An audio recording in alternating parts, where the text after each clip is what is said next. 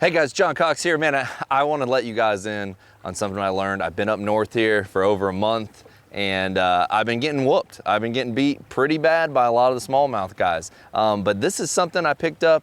I learned, the thing was a lot of guys were catching them on the little hair jig and that kind of style, baits, and they were throwing, black. And I was trying to think, I don't have any of those. I was trying to find something that would imitate the hair jig and kind of similar fashion, and throw it out and work it, reel it back in, or however they work it, I don't know. But something I learned, I'm gonna share it with you guys. It has worked awesome. I've caught some really big fish on it. It's mostly in that, 2 feet to maybe 10 feet max water column. It might work deeper. I just haven't moved out there yet and tried it. But it's just something really cool, and I'm gonna show you guys how to do it. And it's what the, something that's been an awesome worm is the Berkeley flatworm, and everybody's been drop shotting this bait.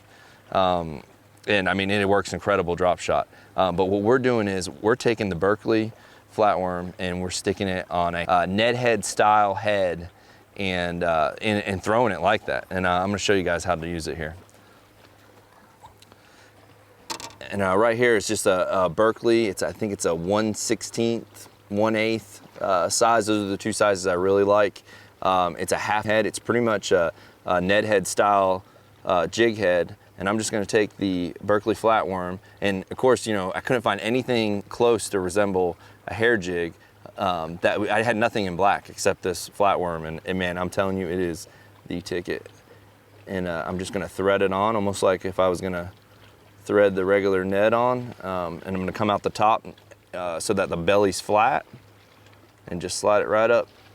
Something that I think makes this bait awesome and why it works so well and it catches so many of those fish that are hard to catch up shallow, especially smallmouth, is the way this thing presents itself in the water. When you throw this thing out on a long cast and you're letting it free fall, it actually does like a spiral as it goes down.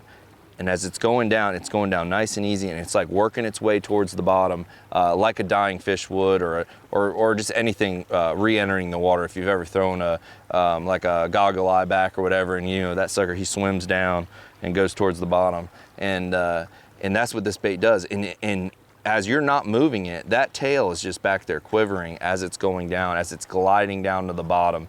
And then the slightest movement, I notice even what I do is, you could probably try to work it back, but I've really learned that straight retrieve, it's really subtle. The jig's not gonna move much, the main body's not, but that tail is just gonna barely be kicking as it's coming back. And a lot of those fish that are really finicky and just won't attack anything, it really seems to draw them in and get them to bite it. And yeah, it's just an awesome bait. And the setup I use on this is my same drop shot setup. I got a 7-foot medium rod. I have it on 8-pound fire line to an 8-pound fluorocarbon leader. I mean, it's the very same setup as your drop shot. It is just an awesome technique. When you guys come smallmouth fishing and you get up shallow and you want to catch some, give the flatworm a try.